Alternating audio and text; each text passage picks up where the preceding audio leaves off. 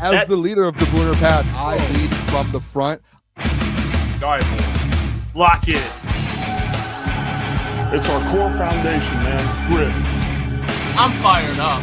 I'm fired the f*** up, boys. It's pumping right now. It's got my juice pumping, boys.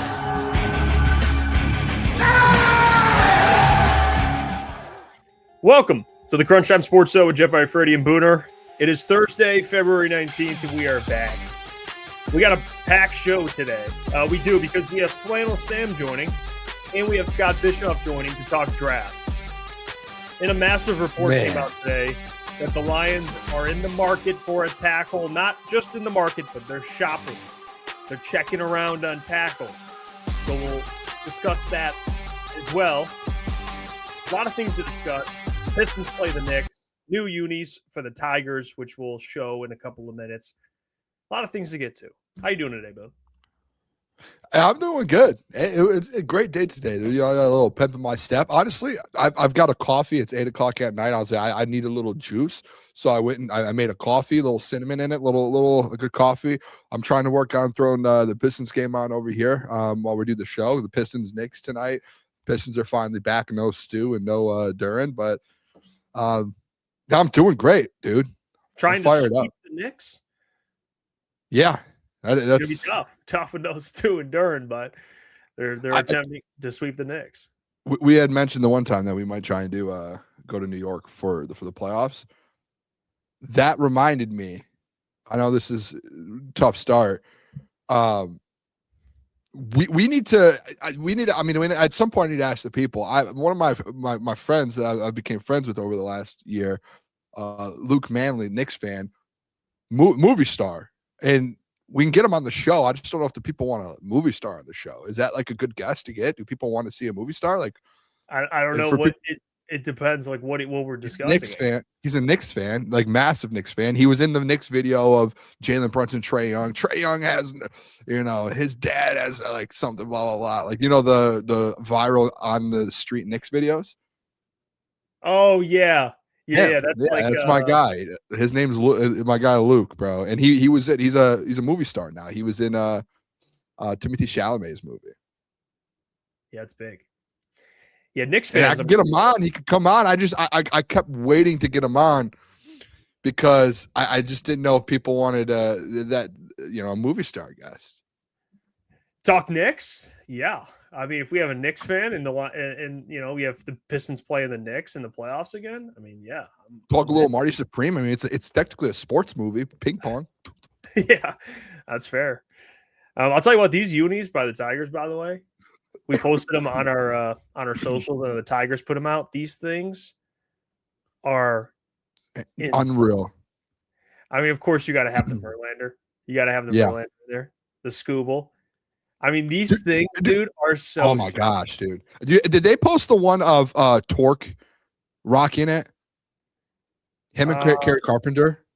Probably, dude. It looks unbelievable. Like on the fellas, like nothing weird there. But it's like these are some of the best baseball uniforms I've seen, and it's like it's a retro, obviously too. Like it goes back to the 70s, 80s. So it's like. It's so sweet. And supposedly, I think the orange ones they're wearing every single Friday home game, which is unbelievable. And then the blue ones they're wearing, I believe, on the road on like a specific day on the road or something. But dude, those are people said Orioles vibes and CAG's burner. I saw that all over Twitter. I guess you could say the Orioles vibe. I mean, it's Tigers orange. It's not Orioles orange. Like it's. This legit. Can you go back to the orange one? Like this is like vintage. This is vintage Tigers, man. That's vintage Tigers. It's so sick. And then the patches on him too. Like the on his right side, you see there, it's the retro Tigers logo. Like I think these are the best uniforms, alternate uniforms that any Detroit teams had so far. These are sick. Yeah, dude. These are sick. These are sick, dude. I mean, yeah, these are sick. I mean, you have all the teams kind of dipping it in their uniform bag the last couple of years. I mean, I love it. I absolutely love it, man. I'm a big, I know uniforms seem kind of it doesn't seem important probably to some people, but I think sick uniforms are a big part. I mean, imagine wearing something like this. You just feel more confident out there immediately. It's like rocking the Lions, the all black unis. Like what were they, like, undefeated at one point in those things? Dude, it's just you feel better, you play better, you look good, play good. Who is it that has that saying? Prime, man. You look good, you feel good, you play good, they pay good. That's what he says. Which is all it's a fact, man. It's a fact. It's just all facts. Yeah, I love it, dude. Those are when I feel like I look good on the show, I feel like I'm performing at a very high level. Like, you know what I mean? Like, one of these days I might show up in a suit if I feel like I need to really bring it. Yeah. That if you had a suit, if you wore a suit to the show, how would you feel? I would be intimidated. I'd be intimidated right away. Full transparency. I might pull up in a suit one day. If you pulled up in a pinstripe suit, I pinstripe, I would say this. He's out to do damage. That's what it just does. So shout out to the Tigers, man. Those uniforms are sick. They really are. But I did see the biggest report that came out today, which, by the way, it's a great thing. The report came from someone that I respect a lot and I trust. At least I can speak for myself. I trust a lot whenever information comes out. Daniel Jeremiah is the one who put it out, who's very, very connected. The rumor that he put out there is the Lions and Brad Holmes are reportedly doing a lot of homework on free agent offensive tackles. The Lions are in the offensive tackle market. So the question is, could they be looking for Taylor Decker's replacement, which is a fat yes. I would like to think that if you're at least checking in and doing homework on tackles, it could mean two things. One, nothing at all about Taylor Decker, and you're just being prepared if he does retire, this is what we're going to have to do, and we're going to have to sign a tackle. Or B, or two, maybe they're getting kind of a feeling that he is done. I don't know. It could be one of those two things. Maybe just being ahead of it, being prepared, or actually, hey, this thing might be real. Maybe Taylor Decker does retire, which they should. They free up money, and they have to go sign a veteran offensive tackle. Because if the thing we've been talking about, which I'm sure we'll talk about with Scott Bischoff, we assume they're going to draft a tackle, right? Correct? I mean, you would think, right? Maybe they like a little bit of a veteran presence right away at that position if they could get one. There's a lot of things that this could tell you. There's a lot of ways they can go. So I think it's great. I think too, and for context for people with Daniel Jeremiah, like what this was before the combine, because obviously Daniel Jeremiah, Rich Eisen, they are the host for the NFL Combine on NFL Network. They cover the whole thing, and every year before the combine, Daniel Jeremiah actually does like a Zoom call with a bunch of really just any reporters that want to join. We could have won, actually, Jeff. We could have done it. It was today, and I think we missed it, so that's just a miss on our end. But I think the doc was in there listening, and Daniel Jeremiah obviously goes through different teams, all these different things. I'm pretty sure today that was when he brought up this. I could be wrong with that unless he put the report out. I think that was today, though. Again, could be wrong, but I believe that was it. But I think what this shows. This is a good thing, Jeff. I think it's like a win-win situation. One, it's either that Taylor Decker has already told them, hey, I'm most likely going to retire and step away from the game. And they're kind of doing their due diligence to make sure that they get a replacement, which is big time. Or two, what I really hope is the case, because this shows growth in the Lions, Jeff, like especially in Brad Holmes as a GM getting all the criticism, is Brad is no longer sitting back and waiting to find out. Like, he's like, I'm going to be prepared. We're going to have a tackle in here to compete. And whether Taylor stays or not, I'm not going to go into, I'm not going to leave free agency, and I'm not going to leave the NFL draft without a left tackle replacement or a right tackle replacement if Panay moves. But if Taylor Decker decides to step away, like, I am not going to run into a Frank Ragnow situation again. I think he learned, and that's good. Like, I think, Jeff, like, GMs are going to make mistakes at some point, correct? Like, it's inevitable, even the best. He made a mistake on waiting for Frank to retire without having backups, and same in the guards, interior O-line. And it's good to see that Brad, or to hear at least that Brad potentially learned from that. And he's going out there and searching for offensive tackles. And there was also a report today by Daniel Jeremiah. Supposedly, I don't know what the interest is, but Monroe Freeling he could see the Lions taking Monroe Freeling all the way up at 17. Like, he thinks that they actually really like Monroe. I don't know if they've put out there that they, plan on, that I don't know how. Maybe he's talked to someone and within the organization. But that was a name that Daniel Jeremiah, I guess, said attached to the Detroit Lions is Monroe Freeling. Very high ceiling, obviously we know. Just not as experienced, only I think like 17 starts in his career, but a very, very, very, very good tackle. Played with Tate Ratledge as well. Yeah. Yep. So, they're obviously doing everything they can to find another tackle, whether it is via draft or free agency. And again, I'm going to reiterate.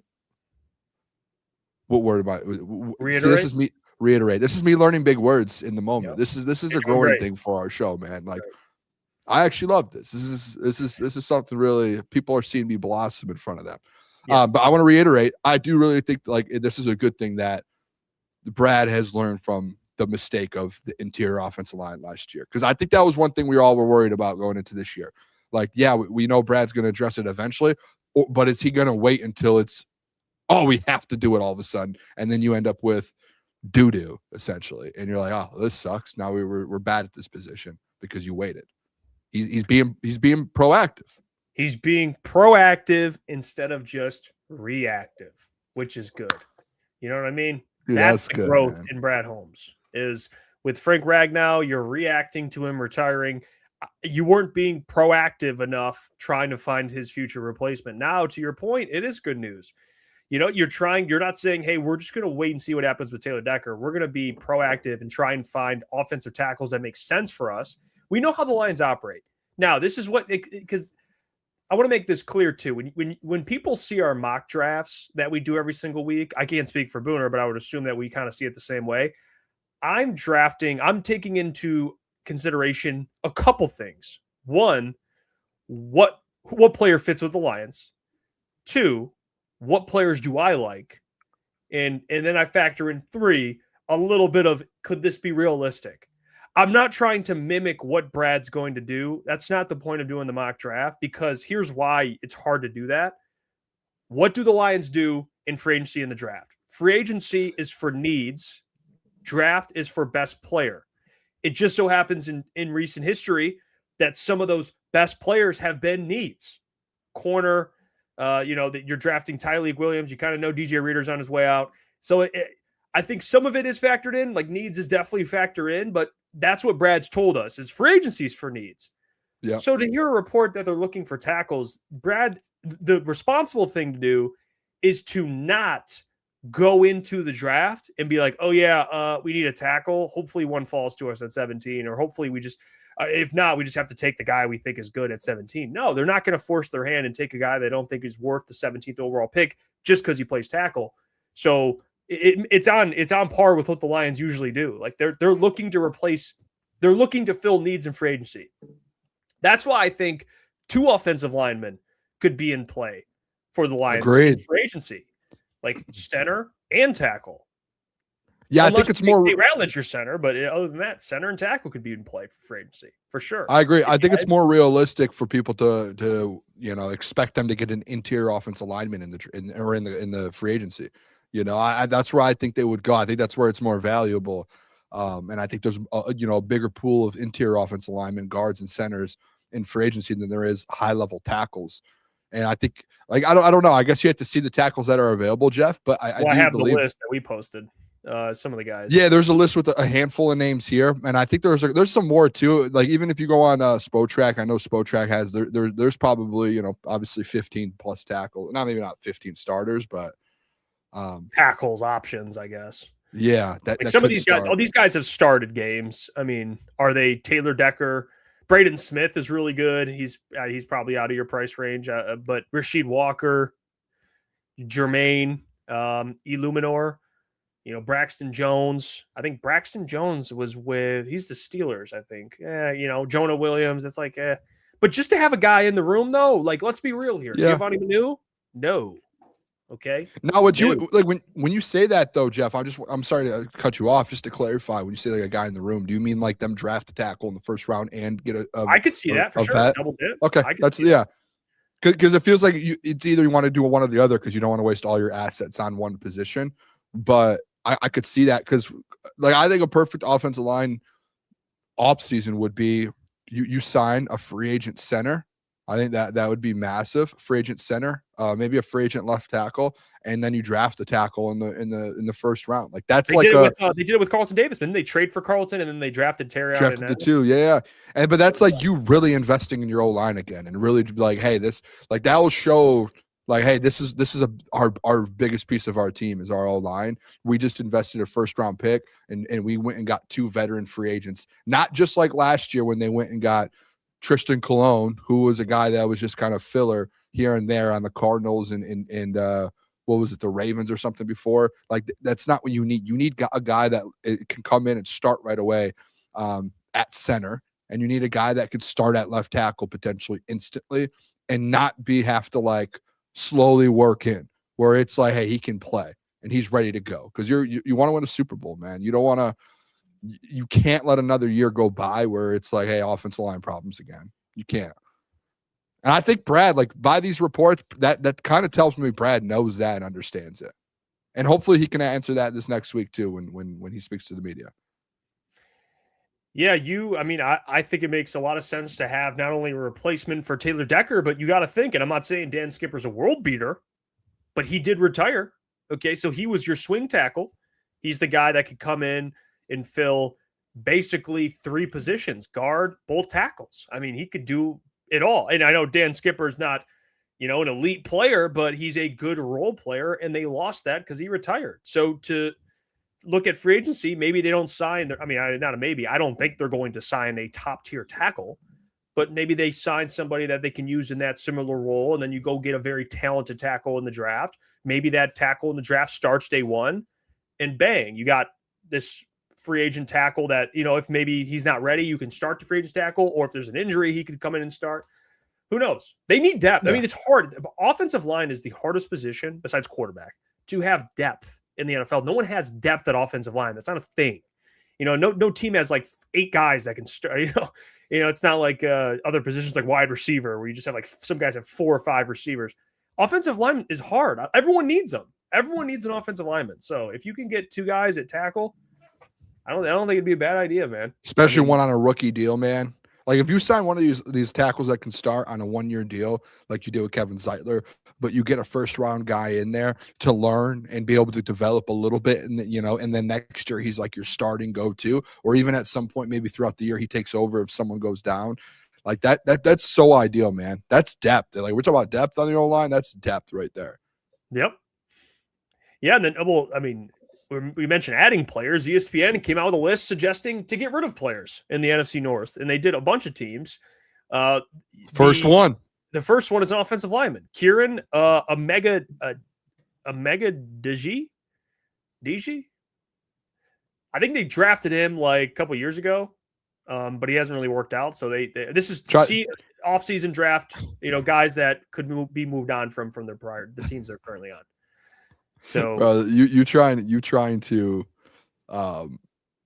is he a guard, by the way? Yeah, I think so. Or tackle. I don't know, one of them. This just says OL. Yeah, I'm not sure. I don't know much about the player. I know he was drafted there a couple of years ago, but I don't know what he does. I really don't. Because they don't. I don't think he played a lot. Because I'm looking here at PFF. Tackles. It says the Bears. His struggles blocking in space led the Bears to start working him at guard instead of tackle. Yeah, because I'm looking here to try and find like a PFF grade, and it looks like I don't even see him on the list. Yeah, they have the Lions. They have David Montgomery. That's the guy that they. Dude, I keep seeing DeMont pop up in these conversations. I saw another website. NFL.com did a cut or trade list. DeMont was on that. And then I saw a tweet before we started the show here where someone put out there, an NFL insider put out there that David Montgomery's a name to watch out for. And I'm like, well, it says at the top, it felt as if the Lions, Sonic, and Knuckles backfield became more of the Sonic show as the season went on. It said Montgomery dropped from 41% of offensive snaps in 2024 to 37% snaps in 2025. He dropped from 221 touches to 182, and he'll turn 29 in June. Lions might look to save some money on the cap by moving on from this offseason. It might also be better for his career to take a lead back role with a different team. I don't know, man. The way Montgomery's been talking, it sounds like he's coming back. The way Brad talked about him sounds like he wants him back. Now, will Dan and Drew? I'm sure Drew Petzing's going to want to utilize him, but is he going to be utilized? I would assume. I wouldn't just trade him. If you're going to get rid of Montgomery, the only reason, and I've said this before, is for him to have, if he wants it, if he wants another, to be a lead back somewhere, a fresh start, that. If your reasoning is we want to save money on the cap, that's not the reason. I would take the money. I will gladly pay David Montgomery to do what he does. Yeah, like my interest, I'd be interested to see like all these other guys on this list, Jeff. Like, how much are those teams saving for all these? If you're the Lions, like how much are you truly saving? It's under 10 million when you can restructure 2 or 3 guys if you wanted to. If you really wanted to save money, like if this Jared Goff restructure needs to happen ASAP, that's almost 40 million, if not over 40 mil. You could do Aleem or Panay or Amon-Ra. Like, not Aleem, please. Not only well, that locks you in, but you know what I'm saying? I'm just saying that you have choices. Yes. And like if you want to do Amon-Ra or Panay to lock them in longer, but you can get another, 15 to 20 million. Now you're sitting at 50, 60 million. Like at that point, it's like, why are you trying to even move on from D-Mont, man? That's a high level player. Now, I think there's a difference between them wanting to move on and D-Mont asking out. Like the tweet that I saw today said that D-Mont actually might want, like it's not a report that he said this, but they were insinuating like, hey, there might be a chance D-Mont wants out because he's 29 years old. He probably at some point in his NFL career wants to be a lead back on a roster. Like if that happens, okay. And you know what? I'll have all respect for D-Mont to want to go and just see have that opportunity somewhere. But if that's not the case, on Radio Row at the Super Bowl, this guy D-Mont is out there talking about the duo and how he wants to win a Super Bowl in Detroit and he doesn't want to go anywhere. Man, like if he wants to be here, why wouldn't you not want him here? To save 5 million or 6 million, whatever it's going to be. Is it worth it? No, man, it's really not. It's worth keeping him. He's that good, dude. I'd be interested to see some of these other savings on this list. Like, are we talking some of these teams are going to save 20 million, 15, 20 million on players while D-Mont's under 10? Yep. Like a cut candidate, guess what? Like you probably save the same amount if you cut Graham Glasgow and if you did David Montgomery. Who was more valuable? That would have been a better mention on here. Yeah. Like Graham or, whatever, someone else. I mean, David to me is not going anywhere, nor should he. He's staying healthier. Or Taylor Decker would have been a good cut one. I mean, he's staying healthier with the Lions, getting less carries than he would as an RB1. He's getting paid as a top 12 back, and people still know he's talented. Like even when his contract expires, he'll be 31, which obviously could hinder how much money you get. But people are still going to sign him to be an RB1 if he gets utilized the same way he's been, or not this past season, but the 2 years prior. If he's getting 1,000 yards a year or close to as a number 2 running back, teams are going to be like, okay, we'll take him. We'll take him when his deal's done, and he'll be a part of our franchise. The Packers is Quay Walker. He's a free agent this offseason. See, like they have free agents on here. It's not even like David. Come on, David. No, you could do it someone else. The Vikings is your guy, JJ McCarthy. Yeah, that's dude. Listen, and this one's going to be tough. Like this is one of those things, and I think maybe you could. I don't want to put words in your mouth, Jeff. I think you might agree with me on this. The kid is talented. He's talented, but he can't put it together. Like he just consistently. There's a lot of guys like that, Boone, though. Yeah, and it's like when he puts it together, man, they were winning games at times. He looked good, but then he has these down weeks where you're like, man, like this roster is ready to win now, and he's not. And if they were in a different spot, I think they would keep him and they would roll with him. But I think they're just in such a different. You saw Sam Darnold what he did the year before, and I think him winning a Super Bowl opens up a lot of eyes there where this Vikings team is ready to win now, and they have such a good roster outside of quarterback. And I think JJ might, and this is going to sound crazy because it's a little bit of different circumstance. I think JJ down the line in his career could end up being like a Sam Darnold, where he gets time to get reps in, and maybe 4th, 5th, 6th year in his career, he finds the right spot and he blossoms and is really good on a team. You know what I mean? And this talent finally shows up, and you get to He might not have the best receiver in football, one of the best. Well, 100%. But that's why I said that the situation's different, because Sam Darnold was on a terrible franchise with the Jets, where JJ's not. He's in a good spot. I think just the reason I say it is because I think they just are both. We're in a kind of a spot to where maybe they just both weren't ready instantly. You know, like they both had the talent, but it's just like you're not ready. And JJ got thrown in his. They should just bench him for another. Let him rest for another. I mean, what are you going to do? Trade him? You already drafted him. I mean, he's on your books. Just let him basically ride it out. And if he's a bust, but it sucks because he is talented. That's where I think like a lot of people kind of go at JJ and act like he's not that talented. Like, no, he is. Like, if you have watched Vikings games, which we have watched a handful of them outside of even the Lions ones, he's talented and he's won games for them. The only issue is, again, just very inconsistent. And when you have a roster like that, you got to be consistent for at least 15 out of the 17 games. Yes, Spencer in there. Shout out Spencer, by the way. I'm going to see him very soon. So will you, Boone. Get chopped up. But I'm going to be there on Saturday morning. Spencer, put in the chat you're going to be there Saturday morning because I'm going to be. You want to go, Jeff? I got to get my haircut soon, so come Saturday before the combine. We both get a little. He did put in there. Caleb, it was year one for Caleb, but Caleb looked way better than JJ though. I mean, we can't compare the two. I mean, we just can't. We can't. You know that, Spencer. Don't even lie. I mean, you can't compare the two. You just can't.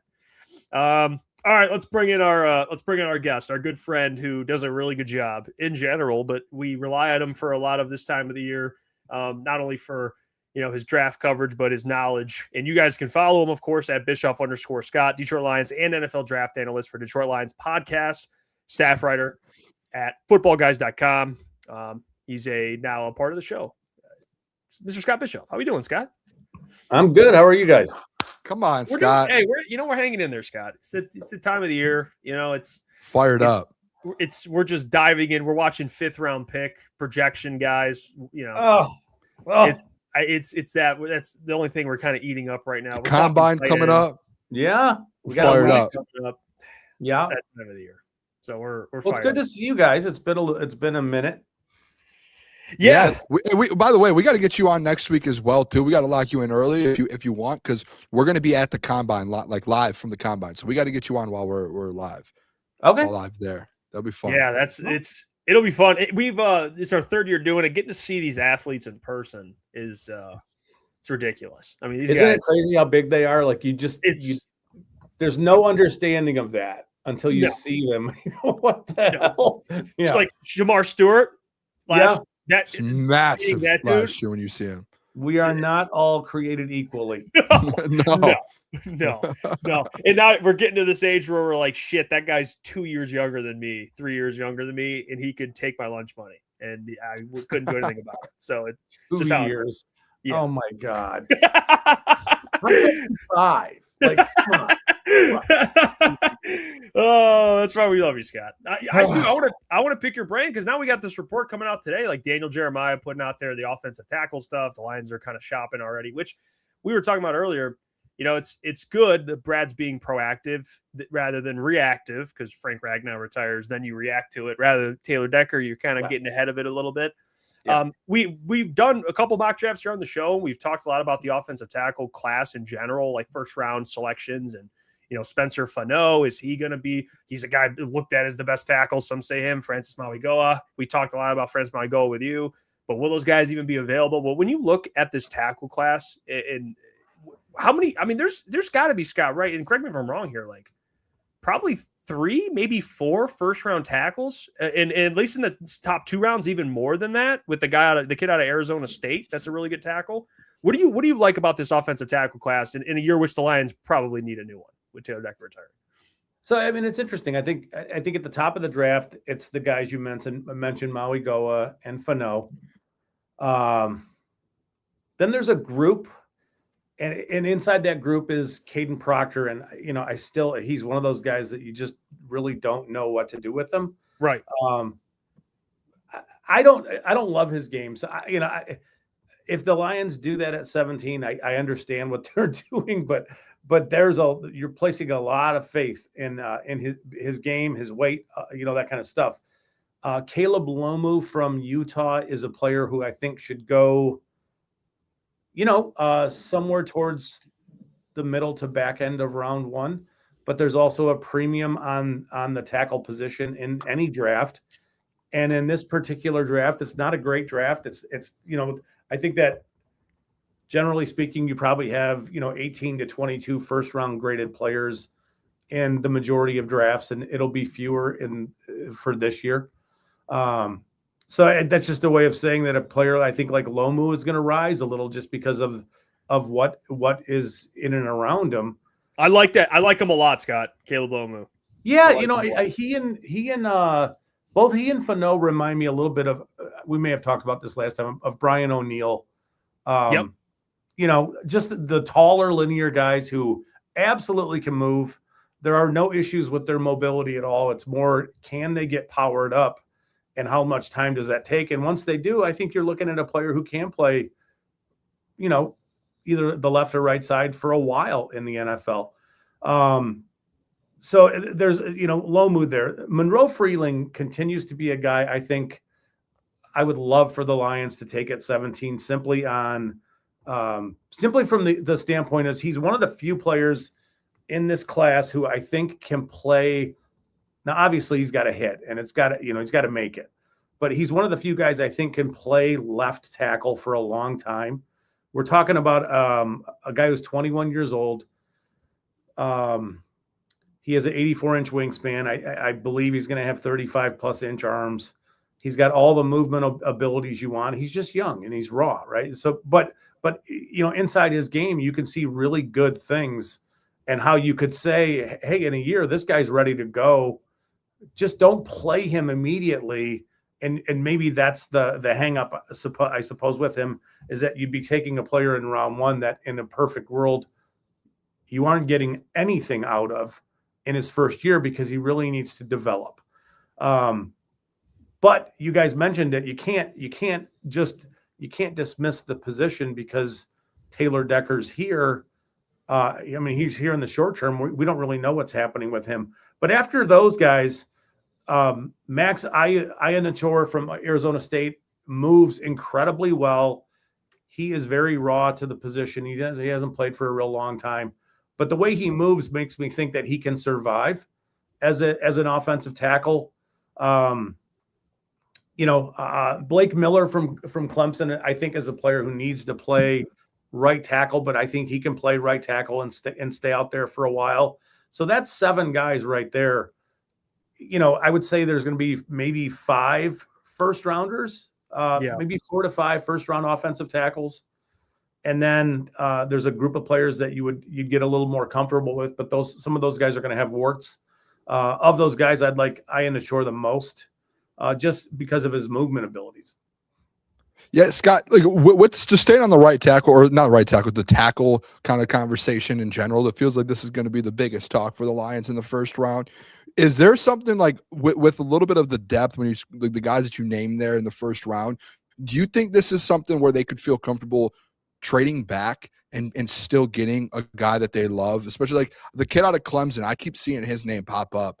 And is that like something to where it's like, hey, we gave all those 3rd round picks away, especially this year's 3rd round last year. Is this something where it's like, this is maybe obviously not a instant starter, full depth wise, right, or tackle class, but the depth there for guys that can be starters eventually? Is it worth, do you think, waiting and moving back and letting one of these guys fall to you? Or do you think some of these guys are going to surprisingly go early and they won't be available, the ones that you want? I think maybe the way to view that is, are you comfortable moving Penei Sewell? If you're comfortable moving Sewell, then you could probably move back. You could probably move back to, say, the first pick in the 2nd round and find a right tackle. If the Lions move back and are comfortable with moving Penei Sewell and they draft Ianachor, I think that's good business. It's fine. Because he can move, he can do a lot of things you need him to do. But the whole thing is predicated on whether or not you're going to move Penei Sewell. And that's just one of the decisions that somebody much more intelligent than I is going to make this offseason. They got a bunch of those kind of choices, but you would love for them to trade back and get some early capital over the next, say, 1 to 2 drafts. I don't know exactly the kind of trade we'd be talking about or what exactly the compensation would be, but say you go from 17 to 27, just as an argument. I don't know what you'd get for that, but my assumption is it would be pretty good things, right? So I would expect that you'd be adding another second round pick, which would be kind of valuable in the scenario where the Lions find themselves. So yeah, I would be intrigued by that, but again, the whole thing is all about, are you moving Sewell? And I think we all think that Sewell's probably the best right tackle in football, and moving him, while in theory sounds good, maybe it's not the best idea, but we know he can play left tackle. So that's the luxury the Lions have, is they kind of have the left tackle position locked up in a worst case scenario. Meaning, let's say Taylor Decker comes back and they don't address the position real early and Decker gets hurt, Sewell can go over there and play left tackle. So either way, they're going to have to address the position. They're going to have to add something, whether that's at the right side or left side in this draft or free agency. And the free agent tackles are not great. You'd prefer Decker comes back over paying some of these guys. Yeah, Scott, the other conversation in that first round is kind of the edge class, which, you have Akeem Mesidor. Ruben Bain's probably going to be someone that's taken, obviously, probably top 10. But the other side of him, Akeem Mesidor, a little older of a player, but high pass rush win rate, seems to kind of be all the traits the Lions will like. And I know I think the knock would be he's going to be 29 when that second contract hits. But who gives a shit? He's going to come in right away and be good for you right away. So that's like the benefit of it. But when you look in the first round, a player that I think just falls under the Lions umbrella for all the reasons that we've talked about in the past, Keldrick Falk. I just feel like that dude it screams Lions. But when you look at that first round edge class, where your kind of thoughts are at 17 for taking another type of player like that? So it's a fascinating discussion in and around what kind of players are you looking for and what do you want? Because we know what they like. They like those big 6'6", 285, power guys like Kelvin. Yeah, and they're gonna like Falk for those reasons. He's big, he's powerful, he's athletic, he's all that stuff. He's gonna defend the run really well. He's gonna give you everything he's got. But the question I have for him is, I'd have to resolve is he a player that can play edge for you on passing downs in early? Right now, I don't think that's a great scenario, right? But he is 20, and he's got he's going to have unreal length and power and all these things. I would be much more comfortable with him if the Lions played in a scenario where they were a 3-man front and he was going to play inside the tackle a lot. As like a 4-eye alignment. He's much better in that alignment than he is wider outside the tackle. That doesn't mean he can't grow there and that he won't learn and become a better player there. But right now, when you watch him, he's much better as a run defender, lined up in the gap between the guard and the tackle. And it just makes me nervous that at 17, you're taking this guy and he's going to be a run defender only early in his career with an unknown as to whether or not he can blossom as a pass rusher. I would think of him a little bit. He's like a Marcus Davenport clone, his body. I'm not saying the injuries or that kind of stuff, just the size and his ability to move and all those things. It's strange watching him on film at times because his first step quickness is really poor. But once he's moving, he's quick. And I'm not saying he's going to perform poorly at the combine. Wouldn't surprise me if he ran really well and if he tested well and all those things. It's in and around his first step quickness, which is where he struggles. But if that's what the Lions choose to do at 17, there are worse things they could do, right? It's just he would be a player I I would be thinking they're not expecting much from the pass rush side of things from him. Outside of him, Messidor's you mentioned he's going to be 25. I think he comes in and he would help right away. Cassius Howell is interesting, but he's undersized. I'm not sure if the Lions are going to even like him. But from a pass rush standpoint, he's got it all. You know, the ability to use his hands, his ability to bend, turn, flatten, all that stuff. He's got it all. I think the Lions are going to really like Zion Young from Missouri. He's 6'5" and he's 265 pounds. He's got good length, but it's a similar thing. He can play outside the tackle. He will set the edge. He's got all that stuff. But again, he's going to be a work in progress from a pass rush standpoint too. He's not going to come in right away and give you a lot of that. So, you know, they like to talk about how they want their guys to earn the right to rush the passer. Those guys in this class are definitely Falk and Young, and they're the guys who are going to give you the least as pass rushers right away. So it'll be interesting if they choose to go edge rusher in round one, what they choose to do. I don't know. I mean, I'm just thinking about the positions there for them in round one. It's really, to me, it's tackle, it's edge, it's safety, it's corner. I'm not sure that we're really thinking about corner maybe the way we should. There'll probably be a pretty premium corner fall to them at 17. And while that doesn't help them at tackle or edge, right. Mansour Delane from LSU is a good player. Colton Hood is a bit of a press bully. He'd be interesting. He's a very physical player. My guess is they would really like his style of play. Avion Terrell from Clemson is a bit smaller, but he's a real feisty player too. And then Jermod McCoy, I hope he's a Lions mold player. He missed the 25 season with a torn ACL. So bring him home. Yeah, yeah. So those are the corners. Safety's another position where I'm not trying to spread it too thin, but it's like we should be prepared for anything. Yes. Yeah. No question. Hey, what do you think, Scott? And I'm going to ask you this honestly. Every week we have you on leading up to the draft. When you look at outside of the first round, second, if they somehow add a third round pick, a fourth round pick, do you have a guy or two that you feel like, hey, this is a really, really good value pick, could be a first rounder that the Lions can snag? Like me and Jeff keep bringing up a couple years ago when in the second round, they took advantage of the picks they had then. And we felt like, hey, if they could trade back and add those second round, another second or a late first to where you can have a draft like when you got Brian Branch and Sam Laporta in the second round. Are there any names right now that sit with you and you're like, hey, this is a guy that people need to circle on their sheet for that second, third round option for them?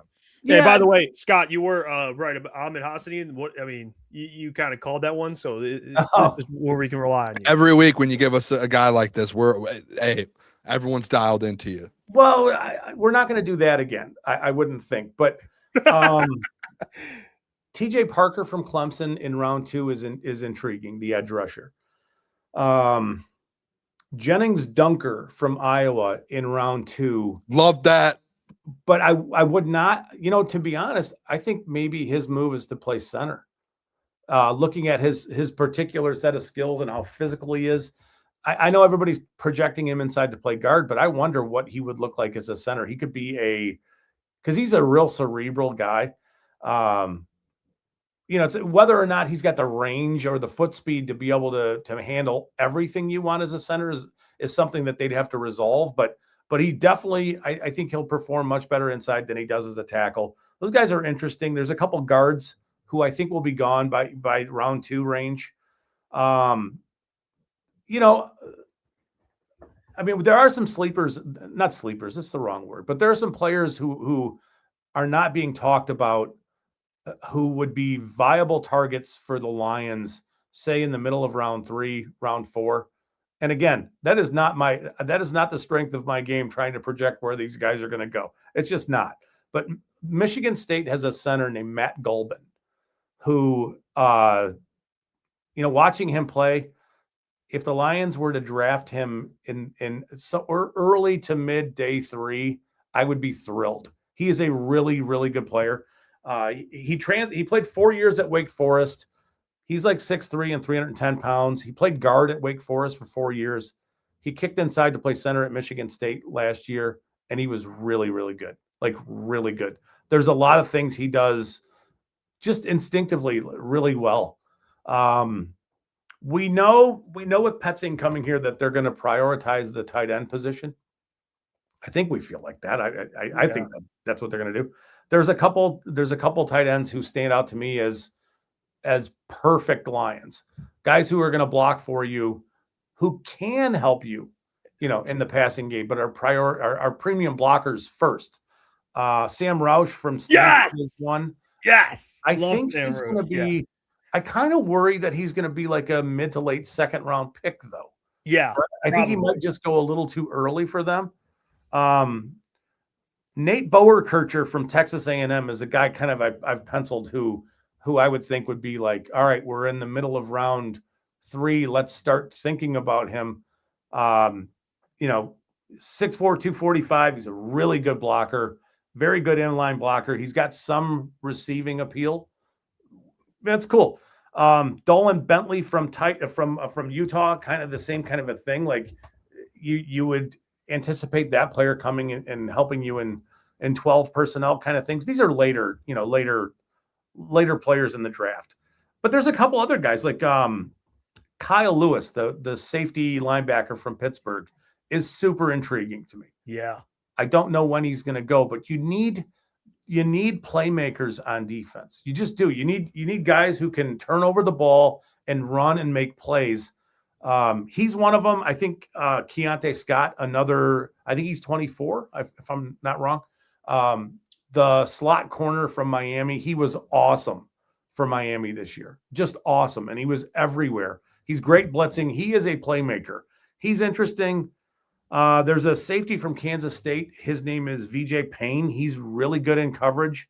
Don't think he's a great tackler, but you'd be looking later in the draft at players to come in and help you at the safety position. We know they need that. It's really important. It's kind of the engine of their defense, right? So, in a situation where a player like Kirby Joseph were to miss time as your single high safety type player, he could end up being something like that and be helpful. There's, it's not a great draft, but they'll have options late in the draft, and it's going to be really interesting to see what they do on day 1 and day 2 and how they go about their business after free agency with, the tackle. You need a tackle. You need a center. You need an edge. You might need a safety. You don't have that many picks, right? What do you do in free agency? It's going to be interesting. Yeah, someone before we get you out of here, someone asked, and I'm actually curious. I'm not sure if and if you haven't, it's okay. But this quarterback class is kind of, I mean, we've talked about this last year, but it feels like this year especially. I mean, you have Fernando Mendoza and then just a bunch of maybes in terms of where they'll go. And no, that's not my strong suit either. No one knows where these guys are going to go. But someone asked if you have any late guys that you've maybe caught on tape that you because I think the Lions should at least think about, not saying you force the hand, but it's not a bad idea to take like a late, quarterback to try and develop. And if it doesn't work out, it doesn't work out. So is there anyone I've been watching Sawyer Robertson out of Baylor as kind of like a guy maybe they can bring in and develop. There's a guy in North Dakota State that people are liking a lot. Someone put in there Taylon Green. Is there anybody that's maybe caught your eye, or you think this quarterback class isn't even worth maybe taking a guy late in the round? Garrett Nussmeier would be a really intriguing. Another one. Yeah, that's a good right? one. Like, again, I don't know exactly where he's going to go. So, but I mean, if it's in the middle of round 4, you do need a developmental quarterback. He fits the Lions offense really well. He's, it's not like he's ripping throws, he would fit really well here with the timing and tempo and rhythm in which they run their offense. Throws into the middle of the field, short to intermediate throws, play action, that kind of stuff. He'd be fine. I mean, it's something they need to think about. They've tried. We know they tried with Hendon Hooker. It just didn't work. They need to do it again. But same thing. You only have so many picks. So right. I would like Nussmeier. I think Nussmeier would be fine as a draft option. Yeah, I said this too. Like when they took Hendon Hooker, I can't fault I'll never fault the GM for trying to take a quarterback. Like I can't even blame Brad for that because it's a big. Yeah. You're swinging. Most of them are missing.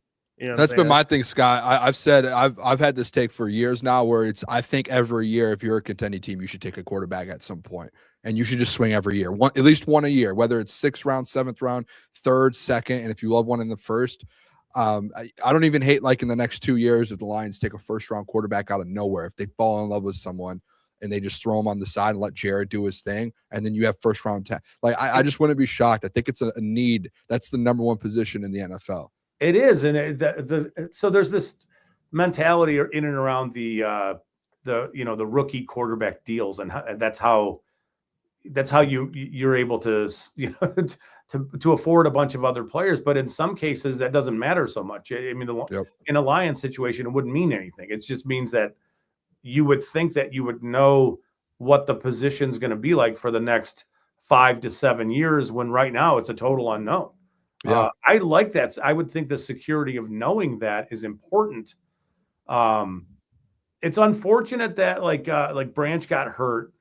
It's unfortunate that Kirby Joseph's got the knee stuff going on that we don't know about, and it could be nothing. We don't know. It's unfortunate that Laporta gets hurt because you were trending into a bit of a roster situation where you were easily going to be able to do that.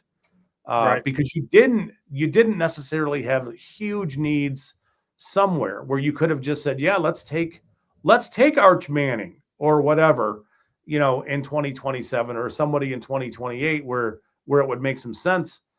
I don't know that they're in that situation now with all the injuries and all the stuff going on, but that doesn't mean they can't get back there. You're one really good class away from being right back there. So, very clearly, the Lions have a lot of decisions that they've got to crush. It starts with free agency. We'll see what happens. Well, we appreciate you, Scott. You guys can follow Scott on X at Bischoff_Scott. Check his stuff out for Lions podcast. I'm providing next to nothing on that on that site. Still, you know what? Support him. Nothing. Check out him and Russ are killing it. We appreciate you, Scott. We'll talk to you soon, my friend. Thanks, guys. See ya. There you go. Scott Thanks, Bischoff Scott. on the show, helping out the fellas to break down the draft, which honestly, he does such a great job. But it is, I don't really know what to expect. I kind of like it that way. It's fun.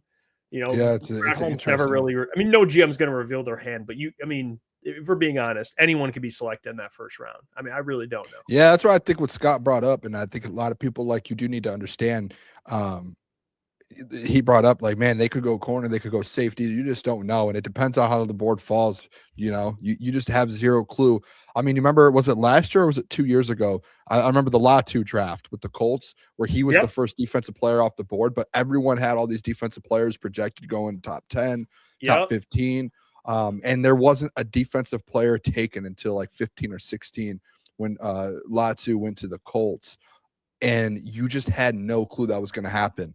And that was when, you're able to get a guy like Terrion, who at that moment was, some top people had him projected top 15. And it's just, you don't know how these things work out. And especially in a draft like this, where in Jeff, honestly, even more a draft like in 2026 coming up, because there is one 1st round quarterback, one. And usually you have 3 or 4, that you're able to at least say, hey, this could go. You have Fernando Mendoza at 1. And then after that, it is no quarterback. Ty Simpson, could go 1st round. Is he a 1st round graded quarterback? Probably not. He's probably a 2nd round quarterback. But if a team wants to, take a swing on him, I could see him going late 1st in the 20s.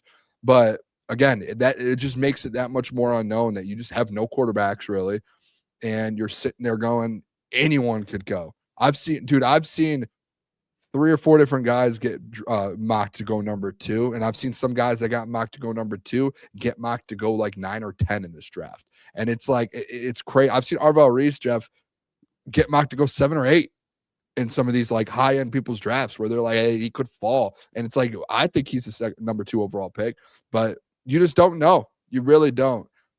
And that's why I think it's interesting too, the 2nd round thing as well. That's why I'm almost at the point where it's I think I'm going to almost stand on the fact here. I'm going to give it a couple more weeks, go to the combine, we'll see what happens. But I'm getting more into the trade back, add another second, maybe another late first, add some assets because you don't have a third, and you can go get two really, really good guys in the second round because it's more so of a, spread out class here.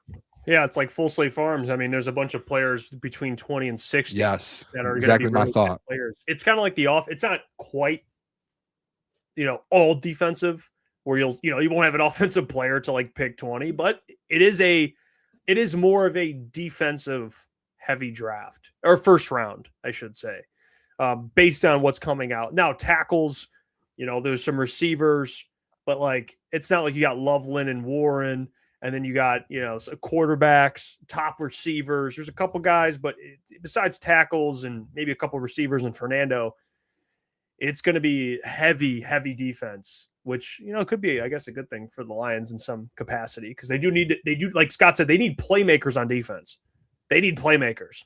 They need guys that can get sacks, force turnovers, make plays. Bottom line.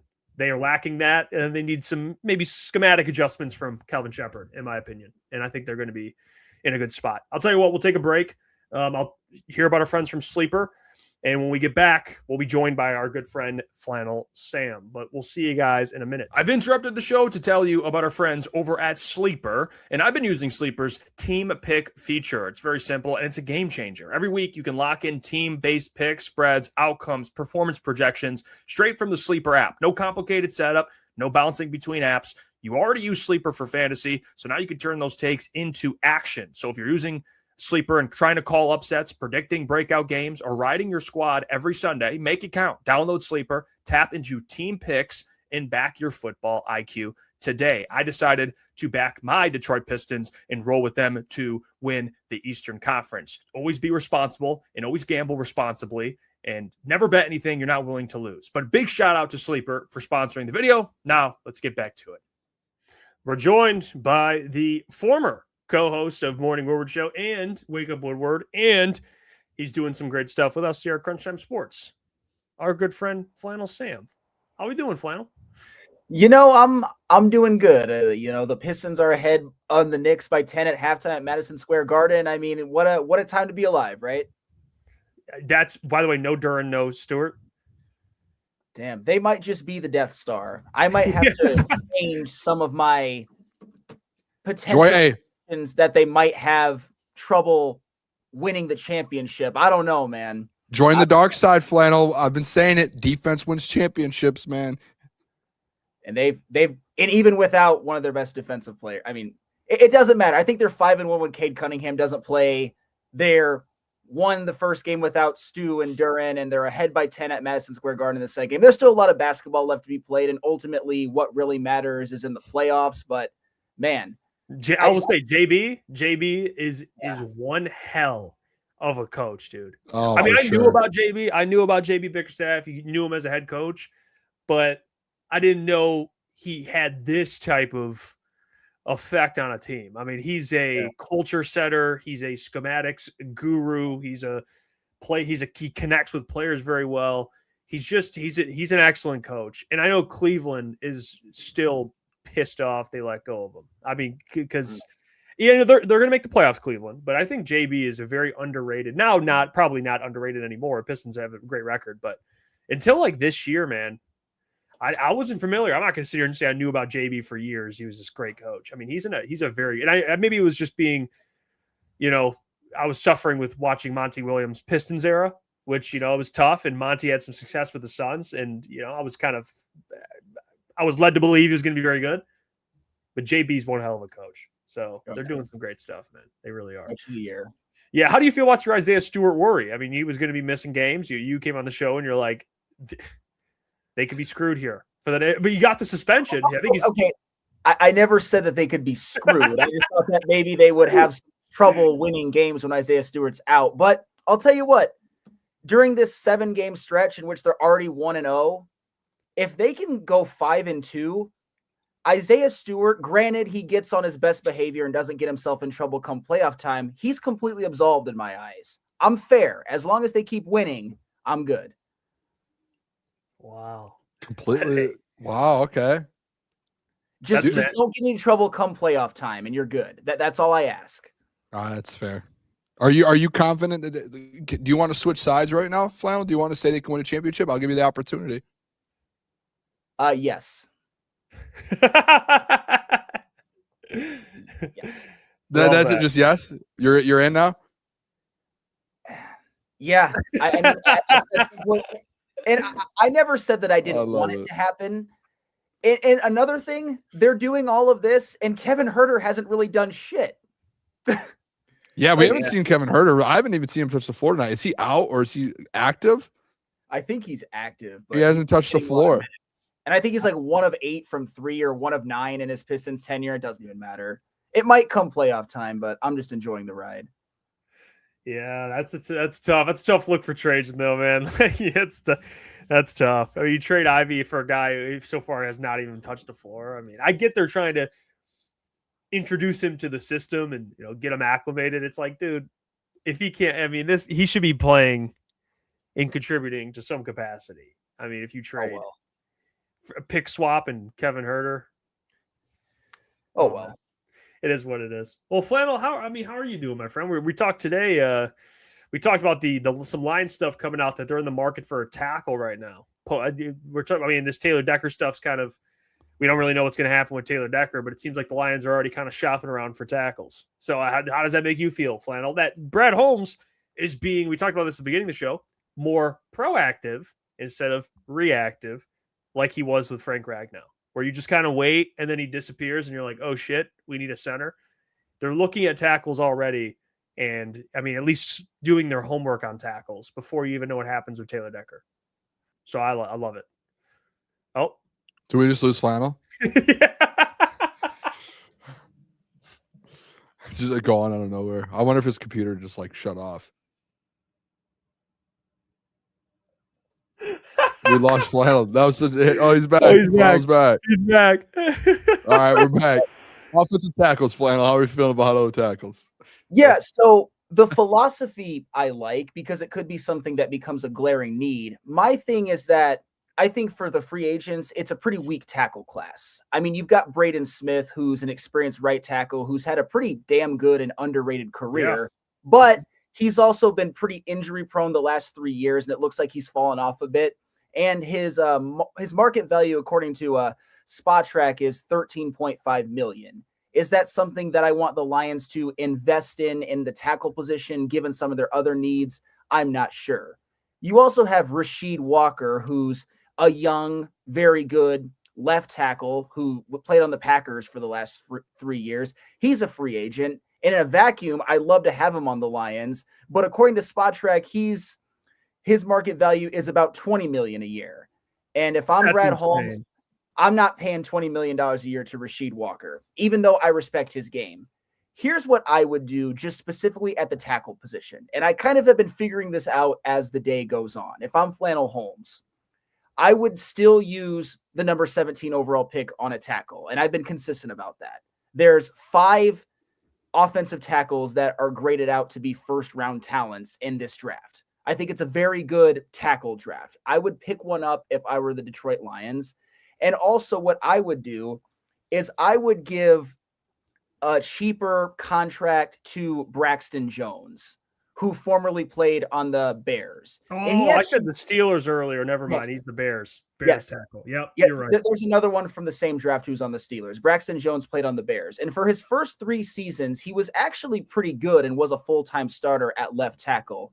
This year was a little rough. He had some injury issues. He got himself kind of out of the rotation. But he's somebody who I think could be an interesting value pickup for the Lions this offseason. So I think that the Lions should draft a tackle and then pick up Braxton Jones and then spend more heavily and make a bigger splash on the interior offensive line and maybe the defensive line. I wouldn't give a bag to Braden Smith or Rasheed Walker just because I think there's too many question marks with both of them. And I think they would be a little bit too expensive. Braden Smith, I wouldn't hate, but still, I wouldn't do it. And Rasheed Walker at $20 million a year, no way, no how. No disrespect to him as a player. That's just a lot of money considering where the Lions cap situation is at right now, which could be made better with restructures, cuts, and whatnot. But they need to spend heavier on the interior of the offensive line, get a free agent or trade defensive end, and then get a money ball tackle who's a veteran and a rookie tackle who they draft in the first round. That's my opinion. Well, hey, Flan, I want to ask you, actually, we completely forgot that this happened this last week since we've talked to you. All this, these trade rumor stuff, when it comes, not rumors, because they're not rumors really, but everyone at 97.1, you know, you had Rico Beard put one out there, Stoney put one out there, but the Rico Beard one started off with Amon-Ra for Max Crosby, and then Stoney came the next day and said, well, what about JMO for Max Crosby? JMO in a first for Max Crosby. Where do you stand on those? Especially too, I think the more realistic one would be the JMO one. Where do you stand on either one of those? Like, or would you ever do a deal like the JMO one for Max Crosby? I know, sarcastic here, but you are a big JMO fan. I know that, huh? Well, first off, the Rico Beard one was actually Amon-Ra St. Brown for Chris Jones. Oh, Chris Jones. Oh, sorry. yeah. Yes. And then the next day, I apologize. And then the next day was the Max Crosby one. No, and that's okay. And that one I certainly wouldn't do. I mean, Amon-Ra is an untouchable. Chris Jones makes too much money, and I think he's a little past his prime. I don't even think we really have to entertain that one. The JMO in a first round for Max Crosby, believe it or not, I wouldn't do it. In a vacuum, I would rather have, like, if this were no salary cap in a vacuum in a perfect world, I would probably make that trade. And then if I'm Brad Holmes, make a run at Rashid Shaheed in free agency.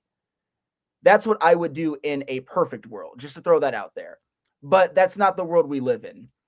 Jameson Williams is not tradable this offseason because he carries a cap hit of only a little over $8 million, which is insanely valuable for what we think he's going to produce at. His dead cap, however, is $25 million. And I know that there's ways that you can defer that to the next year. I think if the trade gets done after June 1st or something like that. But Jameson Williams is not, you don't want to take on that much of a dead cap hit just to trade somebody like him for Max Crosby, who's also going to cost a lot this year. And I understand in a vacuum, I'd rather have Max Crosby on this team. But what I would rather do, me personally, I would rather keep JMO, keep the first round pick, and make a run in free agency at Jalen Phillips. That's what I would do. Not that I wouldn't want Max Crosby on this team. I just don't think there's a trade available that is really realistic and will ultimately benefit the Lions, that the Raiders would take either. Obviously, I'd love for the Lions to get rid of some slop in exchange for Max Crosby, but we all know that's not going to happen. Yeah, Jalen Phillips is interesting. What do you think? I mean, Bradley Chubb's out there too, Flannel. He got cut from the Dolphins. Just looking at the edge market, is there anyone besides Jalen Phillips that, because I guess I'll ask you this, the AQM stuff. We had the AQM conversation last week, and there's a lot of Lions fans that'll, defend him. And I'm not trying to come at the guy and say he's not a good player or anything. Listen, he got 11 sacks, 10.5 sacks. Listen, he had a great year, but it was a career year in, a 6-year stretch, I believe, where he just didn't really do much. And he had a career year with Aiden Hutchinson alongside him. He didn't play any rundowns. He was more of a pass rushing specialist. I think he's a good option if you want to bring him back. It depends on what he would cost, I guess. But to be in that type of role, but he's not an every down edge where you can utilize in the run game. I mean, he didn't play really any run stopping snaps. So where are you at with AQM and just that edge position? Kind of bouncing off your Jalen Phillips point there. I mean, if you're the Lions and you want to do AQM and Jalen Phillips, fine. However, if you're counting on AQM to start next year, I think that that's a bad idea. And that doesn't take, and I'm not trying to take away what he did this past season. I mean, 11 sacks, not that half, 11 sacks with a cap hit of $1.2 million. I mean, that's unbelievable. I'm not trying to take away what AQM did this past year. I wouldn't even dream of it. However, the problem is he's a free agent now, and that means he's going to command a lot more money. Spotrac has his market value at $7.9 million per year. And like I said, if you can do that and another edge rusher like AQM and Jalen Phillips, fine. But the problem with AQM moving forward is I think there's too much evidence that points to the fact that last season was a fluke. And here, I'll give you some of that evidence. So Al-Qadim Muhammad just happens to pop up and have his best season of his career at age 30 in his 9th season in the National Football League. This past season, he had 11 sacks and a 15% pressure rate, which those are really, really good numbers. His previous 8 seasons combined, he had 15 total sacks and a 7.8% pressure rate, which that's bad. I don't want that guy anywhere near this team. And I'm not saying he would be that guy, but my point is that last year was an extreme outlier for him, for AQM. And one of the reasons he was able to be so dominant, in my opinion, is that Kelvin Shepherd, to his credit, he, for lack of a better term, kind of babied Al-Qadim Muhammad. I mean, Al-Qadim Muhammad only played 457 snaps, only 83 against the run, which is basically nothing. So in order for AQM to be effective last year, he had to basically be a pass rush specialist, have no responsibility against the run whatsoever, and be able to be opposite Aiden Hutchinson. That's not what I want moving forward for the edge rusher opposite Hutch. And it doesn't help either that the Lions didn't make the playoffs. So as much as AQM contributed, it didn't ultimately mean that much in the long run. And one of the reasons why I would rather them go after a guy like Jalen Phillips is because Jalen Phillips last year in more pass rushing snaps, even though a lot of people are going to be like, oh, he only had 2 sacks with the Eagles, AQM's better. In more pass rushing snaps last season, Jalen Phillips had a higher career pressure rate, a pressure rate in his career over 13%. He plays every single down. I mean, rundowns as well, not every single down, but you know what I mean. He's an every down edge rusher. I know that he has some injury concerns, and I understand that. But moving forward, I want someone who actually can be a true bookend, somebody who can actually play every single down. Because the way that the Lions are using Aiden Hutchinson, I mean, he played over 1,000 snaps last year. That can't happen anymore. And in all of his healthy seasons, he's played over 950. So what Jalen Phillips, or even someone like Bradley Chubb, I'll use him as an example too. I don't like him as much as Phillips, but we can still use him as this example. He could actually take pressure off of Aiden Hutchinson in a way that Al-Qadim Muhammad couldn't, because Al-Qadim Muhammad at his most effective was just a part-time player, an effective part-time player, but not what this defense needs moving forward. They need a Jalen Phillips. They need a Bradley Chubb. They could use even Khalil Mack, Trey Hendrickson, or Max Crosby. The later three might not be as realistic, but even Bradley Chubb or Jalen Phillips, that's the type of defensive end that I want for the Detroit Lions, that I think the Lions need, even if it would cost more than Al-Qadim Muhammad, because Al-Qadim Muhammad, he's a part-time player, an effective one last year, but I also think moving forward, he's never going to be that effective again. That was a fluke season. With all due respect, it was a fluke season.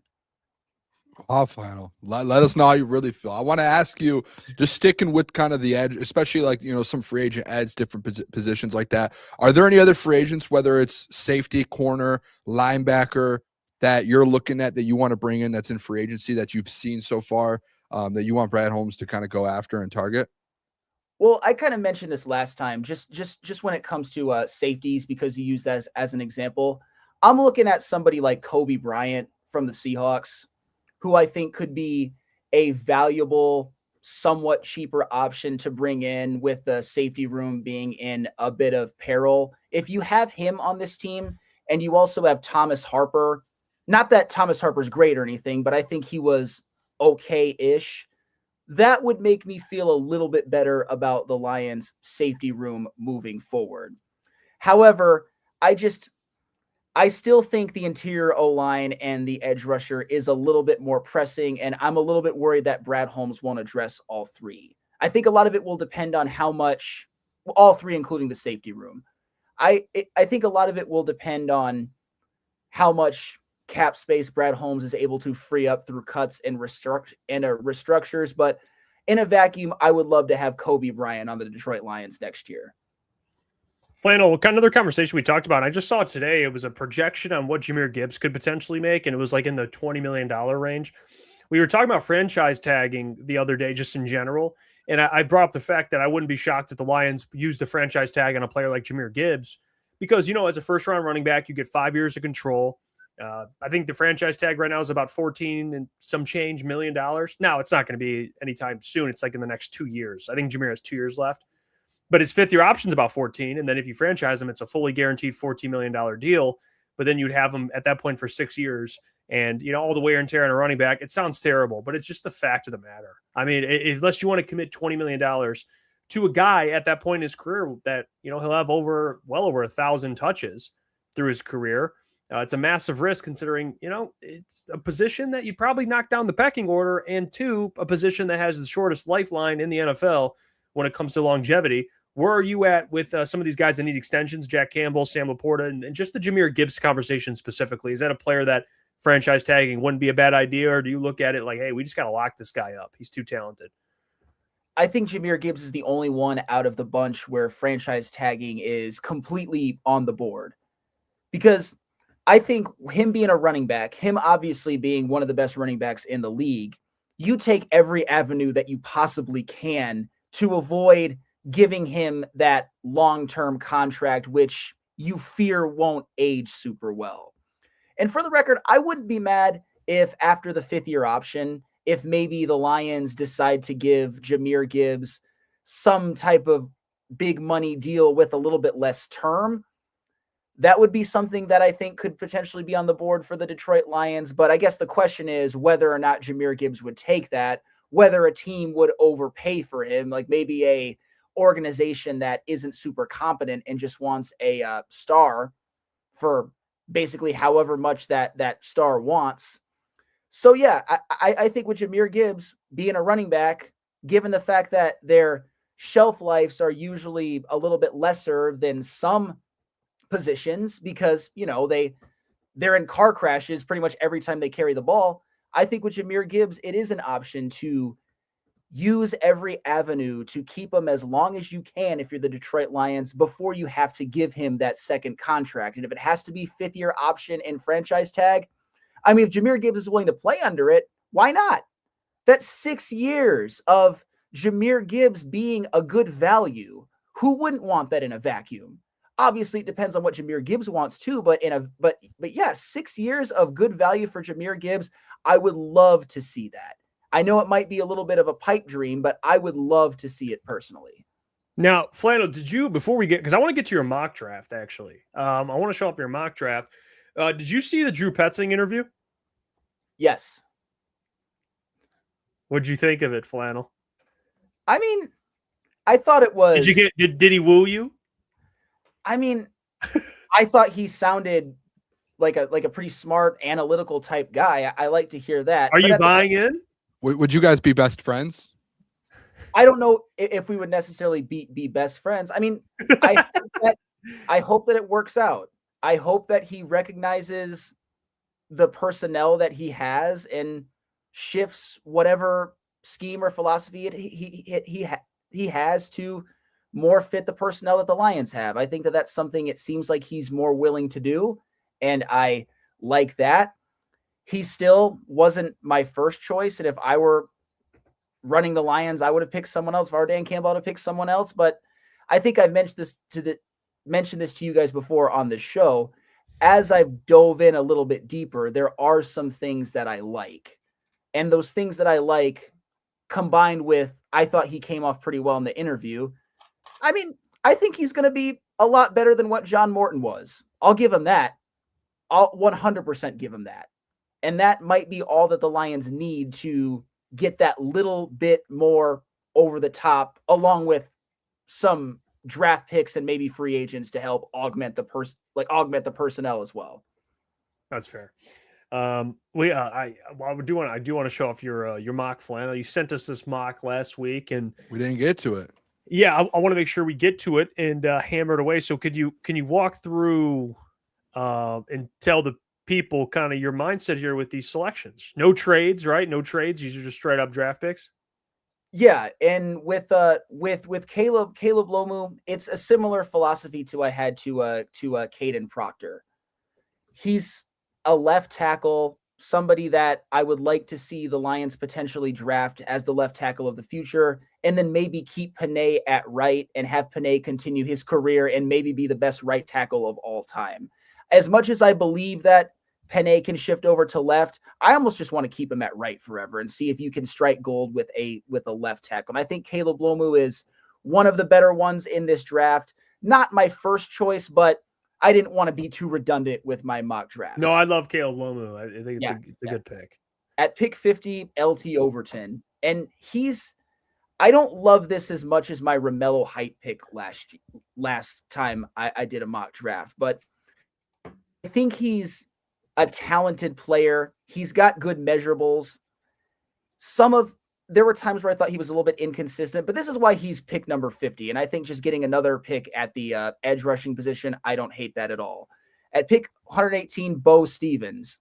And this is where I'll tell you what, that Iowa offensive line, especially Bo Stevens, Logan Jones, another guy, Jennings Dunker, these are guys that I think are going to be really good at the NFL level. Just a starter, I think 3-4 years, just good run blocker, good pass blocker. Pick 118. You sometimes just want a good football player at a position of need. That's why I chose Bo Stevens.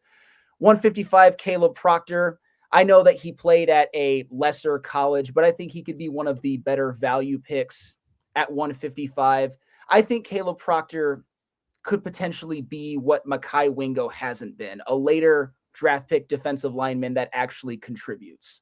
No disrespect to Mekhi Wingo. I know he's had some injuries, but I think Caleb Proctor is better. And Bishop Fitzgerald, he's another one. Maybe doesn't have all of the best measurables, but he was damn good for USC. I know he was a transfer. That was his 1 year at USC. He's a really good cover guy. And again, just a good football player. At this point, they're kind of lottery tickets. So Bishop Fitzgerald is a guy that I think could get into the safety room for the Lions and potentially be effective. Logan Jones, I couldn't pass this one up. I tried not to do any repeats, but him at 187, it's not actually going to happen. But the fact that I was able to do that in a PFF mock draft again, I mean, who wouldn't, right? And then at 204, Riley Nowakowski. Last week, I addressed the tight end position a little bit sooner in the 4th round with a Tanner Koziel. So Riley Nowakowski isn't quite as good, but I also think he projects to be a better blocker, not nearly as good of a pass catcher. He's not really big. I think he's only 6'2", but that's why he's in the 6th round. So not a perfect player, but an interesting selection, especially considering Drew Petzing is the OC. And same as last week, I picked Jalen Daniels, although this week I was able to get him in the 7th round at 222. That's crazy. Just another lottery ticket, just in case. Mobile or quarterback. Might as well take one every year if you can this late in the draft. I don't love this draft as much as my last one, but I'm trying to mix it up a little bit with the ones that I bring in just to kind of convey to the audience that there's a lot of options. It's not just, I want this one guy, and if that doesn't happen, I'm going to be pissed. There's a lot of ways in which the Lions can go about this. I would say I think position-wise, you did a really good job. My only tweak would be you got the 3 offensive linemen is a little bit aggressive. Okay, maybe the guard, tackle, and center, but they are all good players. I mean, Logan Jones is a really good player, by the way.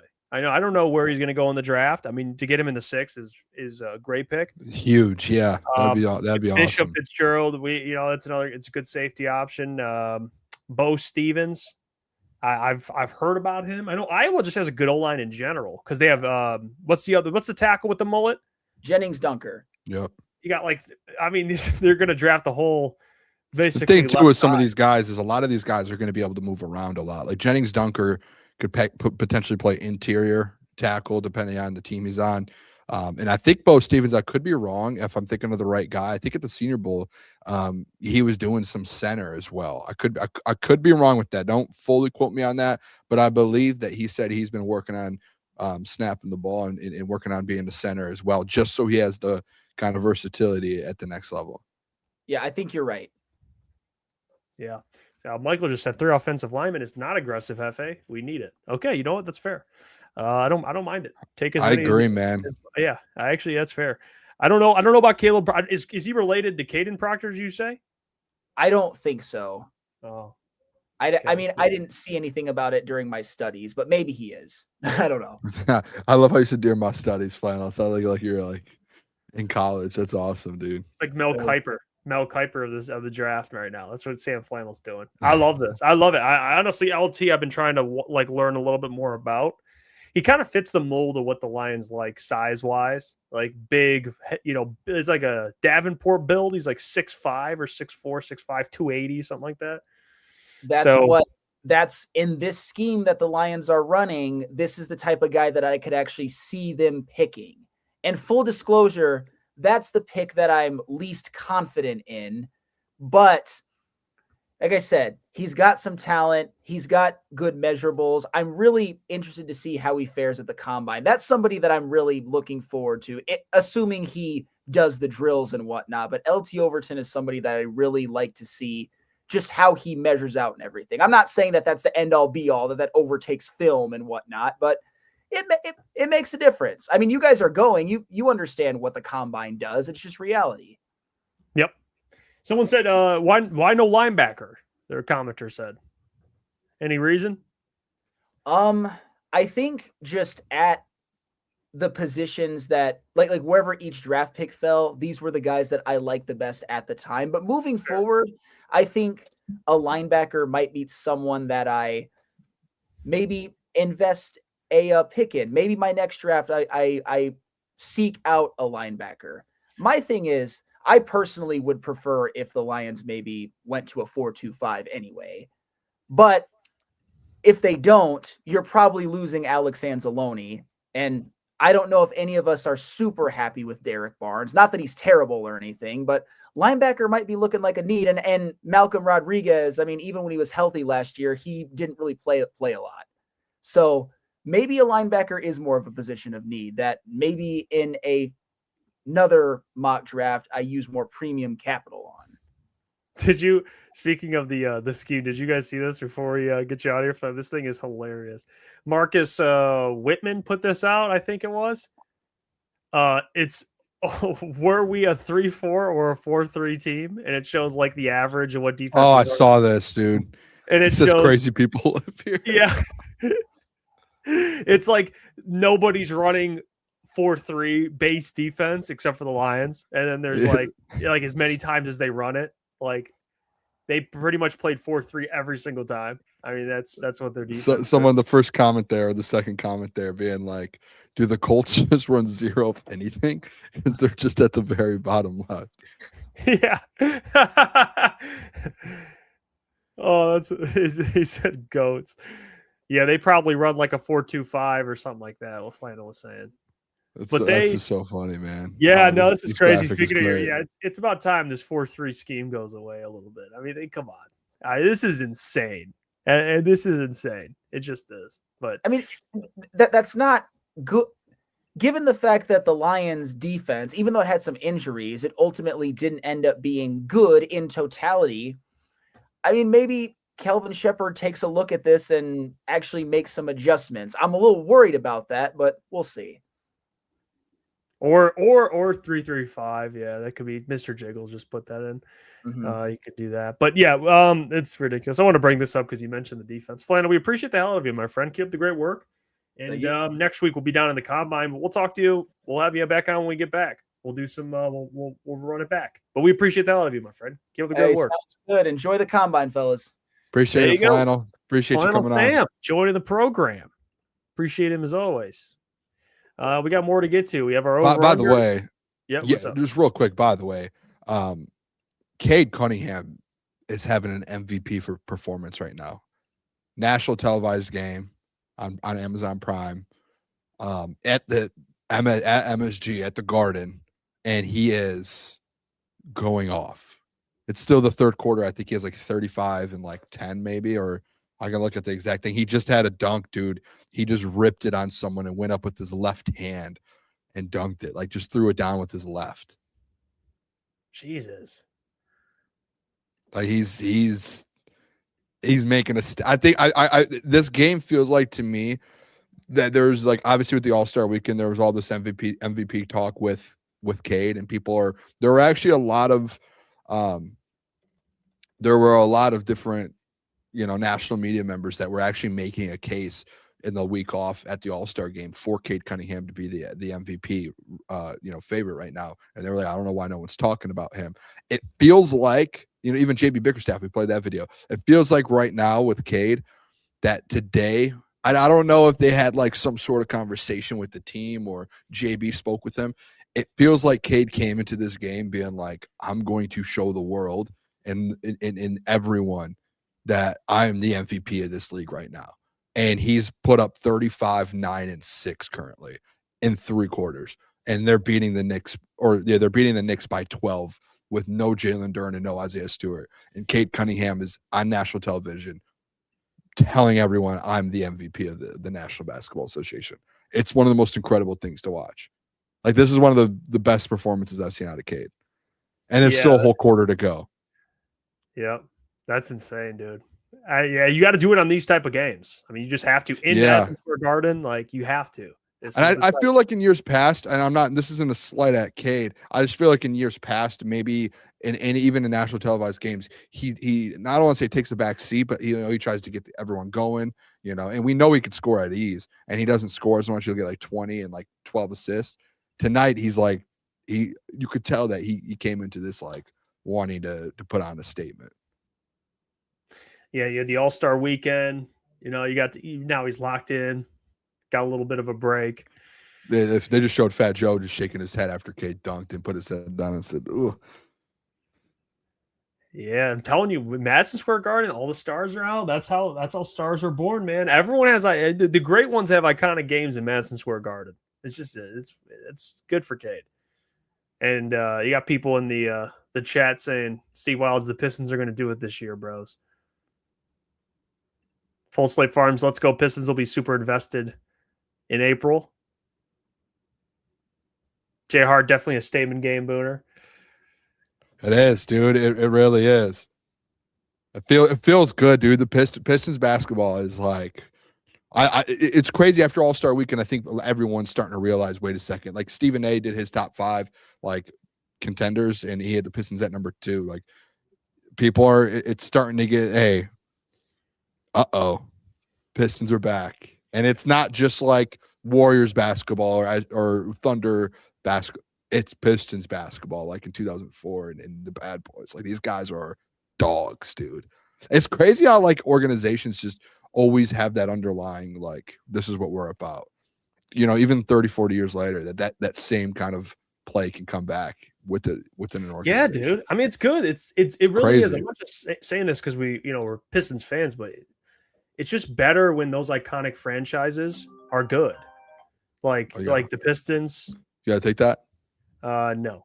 The Pistons, the Red Wings, like the Tigers. I know the Lions aren't really iconic.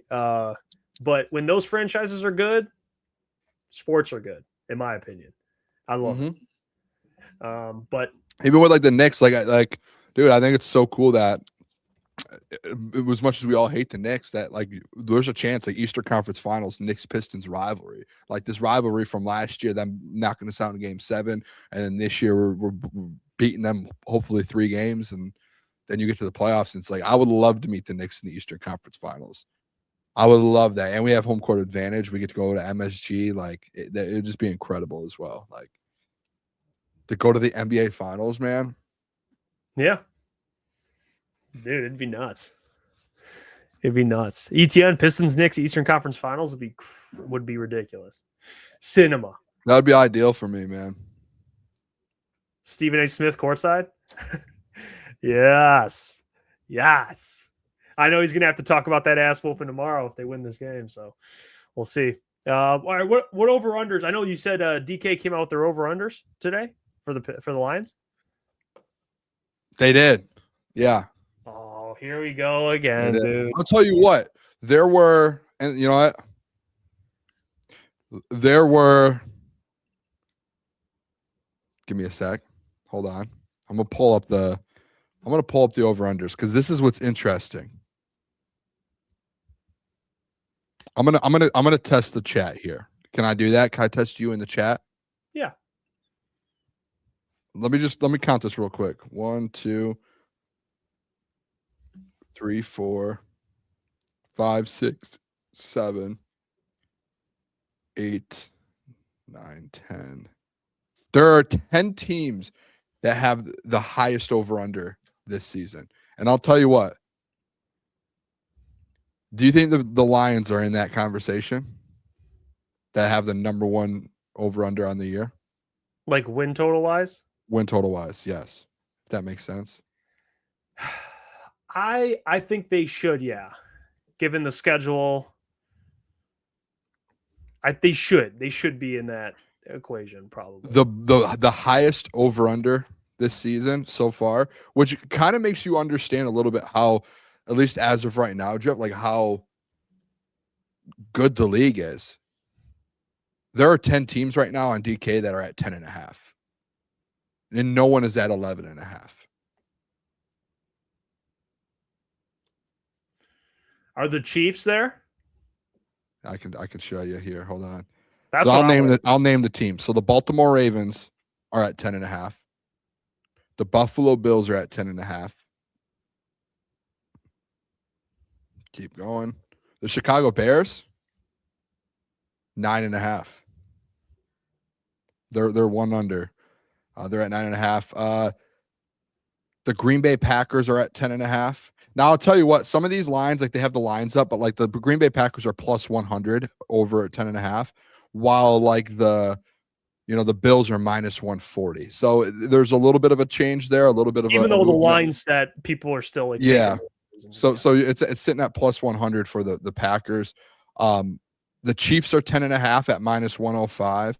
The Chargers are 10.5 at plus 110. Rams are 10.5 minus 140. Could keep going here. Eagles, they're over 10.5 at plus 105. So they're actually, people think they're going to go 10 or under. Seahawks 10.5 at minus 130. The 49ers plus 125 to go over 10.5. And then obviously, if people that want to know, the Detroit Lions win total over 10.5 is minus 130. So their line is set at 10.5 as well. I don't see how the Lions can win single-digit games back-to-back years with this roster. I just don't see how they do it. They should have won 10 this year with all of the disaster. So I would lean on the over on that right now. I mean, we're before draft, before free agency. It's hard, but just kind of projecting. I don't know how they would go. They would win 9 again. I mean, they have a 4th place schedule. Yeah, I mean, the safety room is in question. Is Drew Petzing going to be better than John Morton? Probably, assuming they address some needs in the draft and free agency. It would be hard for me to imagine they don't win 10 games. I mean, if they win less than 10 games and they miss the playoffs again, Dan Campbell's on the hot seat. People don't want to talk about that. You can't go back-to-back years missing the playoffs with this roster, bro. I agree. Bad. No, I'm fully there with you, actually. That's really bad. With a 4th place schedule, unless Jared Goff he just gets killed or something. Not literally, but like figuratively, and gets injured, then I don't know what to tell you. You can't go under 10 wins back-to-back seasons. That's insane. That's insane. Especially with the schedule that you're going to have. Like, you should be able to get to 10. Dude, I don't even know what I would do. I mean, if it's like mostly healthy, if you're mostly healthy roster, you go 9-8, someone deserves to get shot out of a cannon into the moon, into the sun. You're over. You're done. Like maybe both coordinators, and then Dan's like, okay, Dan, now we'll see. But I don't know, man. It's interesting. Is that the only over-unders they came out with? It was just the win total? Yeah, it was just win totals. I mean, that was really. I mean, obviously, there's probably other like things, but the win totals. Yeah, I mean, it's really. I don't really care about any other over-unders, to be honest. Yeah, I was just curious what they were projected next year. Honestly, I didn't even know that. Yeah, they're at 10.5. A lot of teams are. I mean, there's other temes too. I don't know if anyone's even interested in other teams, but obviously all the 10.5 teams, like the Bears, the 9.5, the Packers, we know we're at 10.5. Let me see the Vikings real quick. I could check the Vikings. The Vikings are at 8.5 right now. Is there any other teams that you could even think of that? The Bucks are at 8.5 as well, which is kind of crazy for what they've kind of. Yeah, they're kind of in the same boat. Broncos at 10.5. You said. Let me double check. 9.5.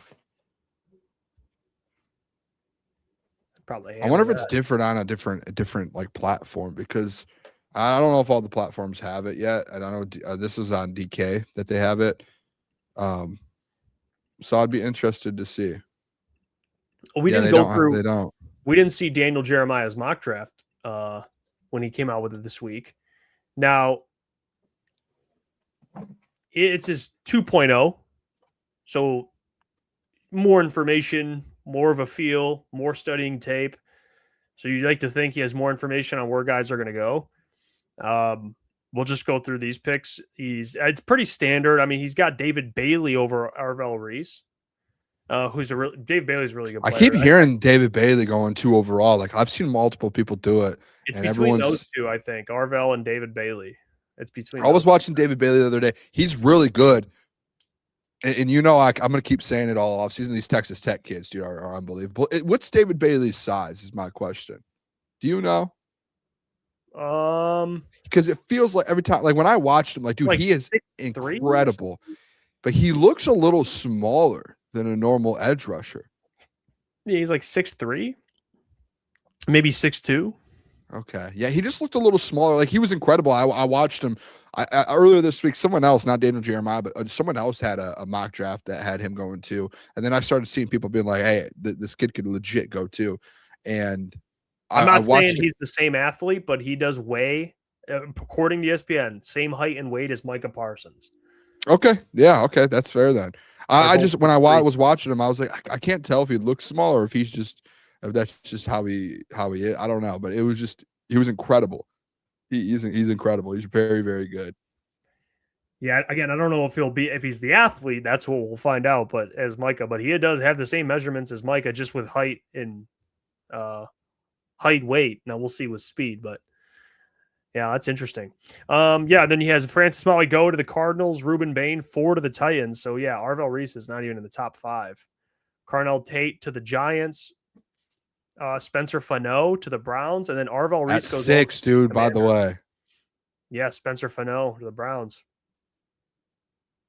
Yeah, and then Arvell Reese drops all the way to 7. That feels insane, but yeah, Mekhi Lemon at 8. 9, Jeremiah Love to the Chiefs. Caleb Downs to the Bengals. That's a great pick for that. They don't make a lot of great picks. That's a great pick for them.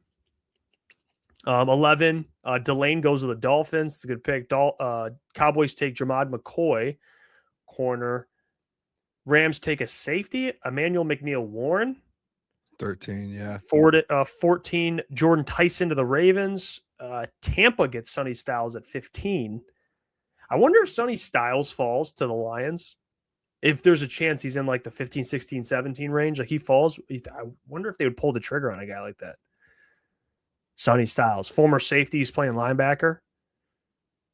That would be. I wouldn't be shocked. I don't know. Yeah, I think you'd have to think about that one. I know linebacker. It depends how you feel, but he's a freak too. I wonder if they would like him. The guard out of Penn State goes 16 to the Jets, and then 17, T.J. Parker goes to the Detroit Lions. I like T.J. Parker. He had a down year this last year. Like based off of but he could have went out the year before, and he went back to school. He's got all the talent in the world. Like he does. He just had a little bit of a down year. I watched the interview with him at the Senior Bowl, and he's got like his head on straight. He's a really, really like locked in football player. And that's kind of what the Lions are about. You know what I mean? Like, they love guys that interview really well. They love guys that, you know, love the game of football. And he's one of those guys. Like, you don't go back to college if you have an opportunity to be a top end pick, and he did that. Oh no, he did it. No, yeah, he was a junior. Sophomore year. He played well. If I remember correctly, I apologize. That if he was able to come out last year, that he would have been a first round. Yeah, if he could as a sophomore, that's the mistake I made. He would have been a top pick. And listen, he's a good kid, dude. And like, dude, I saw an interview him at the Senior Bowl, and they interviewed him, and he was talking about just even like not outside of football, like him, like he wants to get into like Hollywood and do movies and like produce and all these different things. And it's like guys that just have like, you know what I mean? He's locked in on stuff and he does very, very good mindset, which I think the Lions really like a lot. Whether, you know, they're reaching on a guy or not, those interviews and when they talk to guys, that's what really matters for them. And TJ Parker's one of those guys, it feels like. Yeah, I'm curious how they feel about some of these edges that are, you know, in this range. I mean, TJ Parker, like you said, he fits kind of what the Lions are looking for in terms of his ability to defend the run. This is based on projections. This is overdraft. I mean, this is Daniel Jeremiah saying he's rising up draft boards. He says it right there. I think he's climbing draft boards once again, but because he did have a good Senior Bowl. But many people see him as a late first, early second round guy. Like Scott doesn't obviously know where guys are going to go. He mentioned that it's not his strong suit projecting, but he said TJ Parker in the second round. I mean, that's a lot of people that are kind of saying that as well. So do we take into consideration all those people that say he's a second round guy? I mean, I don't know. The draft's a confusing thing, but TJ Parker's evaluation, he needs, just like a lot of these guys, like he struggled. He has his knocks. I mean, it's one of the knocks he has is his bend. You know, like he does not the most, doesn't you look at pass rushers, guys that can bend a lot. He doesn't really have that. He's 6'3", so you think he would have some of that. He's not, but he's a great run defender. He wins one-on-ones. That's what he did at Clemson. So I don't know. It'd be interesting here. Drop your mailbag questions for mailbag while we kind of finish up this. I know Field Yates took Monroe Freeling. If you could have Monroe Freeling or TJ Parker, who would you take at 17? Both late first round guys. Probably 17, probably Monroe Freeling. Yeah. Yeah, I would agree with that. All right, we'll drop your questions. We'll get to mailbag here. What's the Pistons doing? Are they still? Oh yeah, they're up. Literally, they're up 20. It says 7 minutes left. Damn. Yeah. Yeah. They're hooping right now. Shout out to them, man. Yeah, it's fun. I don't have the game on. What's the game on? Amazon Prime. Of course. Yeah, they've been on Prime. They've been on Peacock. Dude, they've been on everything. So you just gotta buy every subscription to watch the Pistons these days. Which, I mean, I would rather take them be good and have to do that than them be terrible and not be able to watch them at all. So, yeah, it's fair. Let's see. J Hart mailbag. How do y'all feel about D Wade calling Cade a superstar? He is. I mean, this is the last couple of weeks. It's been really nice being able to see actually like some big old or former big time players, superstars, give him his credit, give him his flowers. He's been, he deserves his flowers, man, and he's finally getting them. Yeah, D Wade that's an ultimate praise. I know Carmelo did it. D Wade did it. Kevin Durant's talked about Cade. LeBron's talked about Cade. The leagues, they know. These guys know. These are all guys that have seen a lot of basketball. So it's something. It means something. These are guys Cade's been watching before he even got to the NBA. So they see him hooping. They see what he's doing for the Pistons. All of these guys got to see the Pistons when they were winning games and actually relevant. And now they have a guy like Cade who's kind of leading the charge. So it's big time. Full Slate Farms mailbag. Are you guys going to get passes to go to Michigan's Pro Day? No, probably not. I don't know. It'd be cool though. It'd be cool to go out to the Pro Day, but we probably won't be at the Pro Days. I don't even know when is because it'll be what? Derek Moore, TJ Guy. Yeah, I mean, I feel like in the past there's been, better Michigan Pro Days. They're obviously gonna have some dudes, but we didn't even go last year, and there was a lot more. So we probably won't do that. Yeah, and I think some of these guys are gonna be at the combine. I'm pretty sure Derek Moore and TJ Guy are gonna be at the combine, right? What'd you say? They're gonna be at the combine, no? Yeah, Derek Moore. Yeah, that's Pro Days. Everyone does a Pro Day for the most part if they're looking to increase their draft stock, even after the combine. No, I'm saying they're going to be at the combine, not the pro. I'm saying the combine. Yeah, but some guys do both. Oh, okay. Yeah. Yeah, that's what I was saying. We don't really need to see him twice if we're going to see him at the combine anyways. Because some guys pro days, they do pro days, they do, they do all this shit. Well, we'll be at the combine watching all of them. Mr. Jiggles, mailbag. What about the Lions trading back for more assets? On board, 1,000% on board. I think that's the number one. I think that's the most preferred route. Trading back, getting more picks. It's what they did with they did that in the Jahmyr Gibbs, Jack Campbell draft. They traded back from 6, went to 12, drafted Jahmyr, and drafted Laporta. So picked up another second-round pick, and you ended with Jahmyr, Jack, Sam Laporta, and Brian Branch. So that's why the question's always, hey, if you want Jalen Carter, would you rather have Jalen Carter? Or would you rather have Jahmyr Gibbs and Sam Laporta? Yeah. Patty Grimes, mailbag. Booner, what would you say to Stephen A. if you sit next time at a game? If you sit next to him at a game about the Pistons, what would you say to Stephen A. It says trash talk, so I'm guessing Patty's saying that I don't know if he's saying he's trash talk. He's been a Pistons guy. I know he's a Knicks guy or fan. Honestly, I don't even know what fan Stephen A. He's a Knicks fan. Yeah, but then he's like he's like a fan of like all these different city teams. I don't know if he's like an all New York. I don't think he is. Because I think he says he is. He's from New York. He always says my Knicks. But he's like a Steelers or an Eagles fan or something too, so it's a little confusing. But no, I mean, I think Stephen A's been giving the Pistons their flowers all year, at least for the last few weeks. He's definitely, like, I've seen multiple times him being like, I'm scared of the Detroit Pistons, which he should be, and which Knicks fans should be. I said it a month ago when they beat him by 30, and all the Knicks fans, I had like 30 comments of Knicks fans in my comments, like, we're without all of our best players, and then tonight we're without 2 of our top players. And they have all of their players, and we're beating them by 20. So it's just like, you guys should be very scared of us. And so Stephen A. has been right about that. Anakin says, mailbag, if you guys run into Brad or Dan randomly, what's your initial reaction? Say what's up. I'll go up to him. Say, hey, what's up, yeah, Brad? It'd be like, I don't know. I mean, I guess it'd be like, oh. It'll be the first time we ever met them. Brad Holmes. In the back of my head, I mean, is big headed as this sounds, and like I do believe they know who I am. That's confirmed, right? Yeah, they've talked about me. I don't think they would recognize you, but they would. I do look a little different, but they've talked about me. They wouldn't be like, you're the guy from the Kool-Aid video 2 years ago that I saw. Oh, yeah, they've seen it. Dan might be like, wait a second, hold on.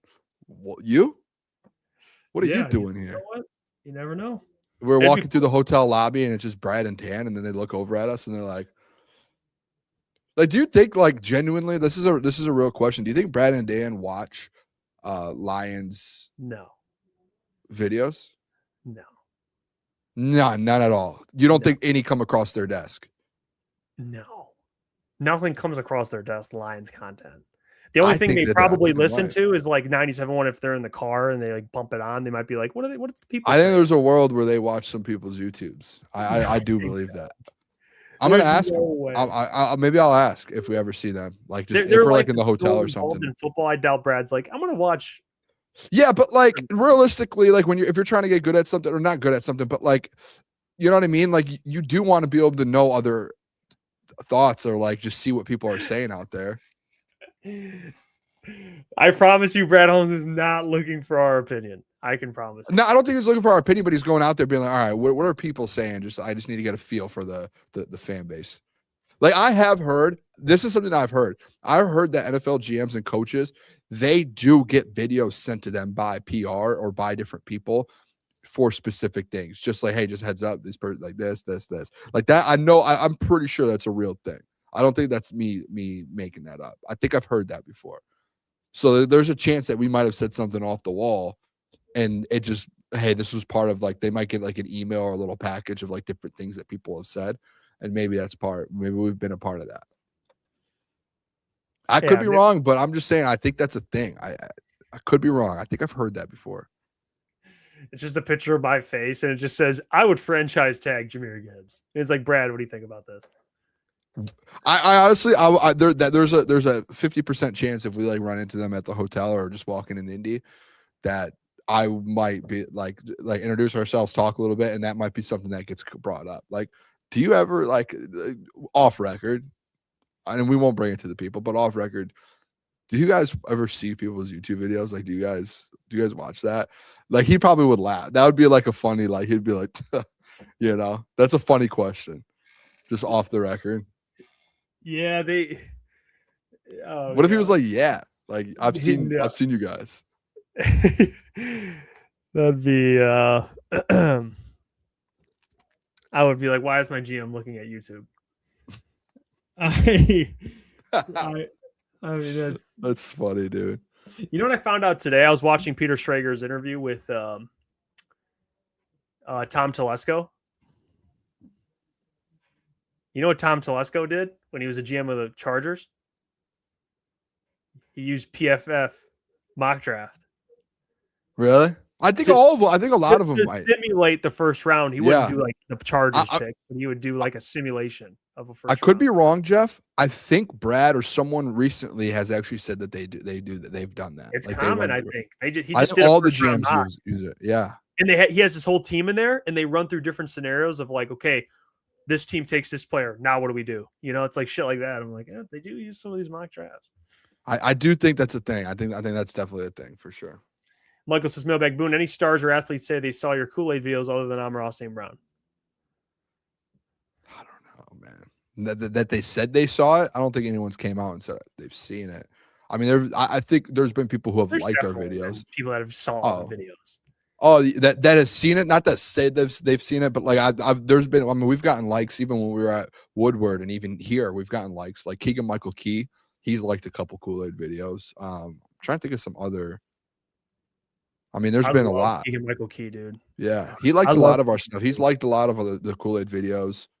I'm sure there's been some Lions fans that that are stars that have. I've definitely seen some. I just can't remember names right now. I'd have to go back, but they're so far back. Hey, big shout out, Scott. Big shout out to Flannel for joining the show today. Tomorrow we got our first round mock with Caleb in the second hour. Caleb's back. Caleb is back in the mix, so we'll get to talk to him. But until all of that, we appreciate all of you. Hit the like button on the stream, subscribe if you haven't already, and get your merchandise. officialctsports.com. We'll catch you guys tomorrow, 8 p.m. Peace. Love you guys.